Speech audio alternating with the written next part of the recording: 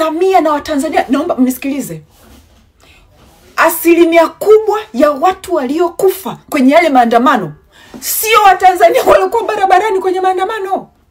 Asilimia kubwa, naomba ni repeat hii point na kila mtu aielewe, asilimia kubwa ya Watanzania waliouawa kwa sababu ya maandamano yale hawakuwa kwenye maandamano.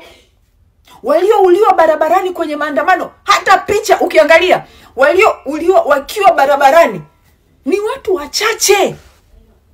Wengi wameuliwa kwenye mitaa ambao hawakuwa wakiandamana. Wengi wameuliwa manyumbani. Sasa unaongelea vipi kuambia wazazi kwamba kwa nini hamkuwakataza kuandamana, na wakati uliwafuata watu manyumbani, umewaulia ndani kwenye mitaa yao, hawakuandamana?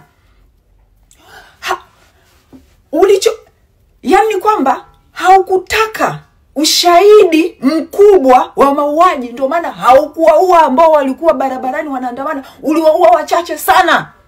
Ulienda kuua zaidi mitaani, majumbani, ili watu waambiane wanaua, ili uue bila ushahidi. Lakini watu wakajitahidi wakapata ushahidi, tukaposti.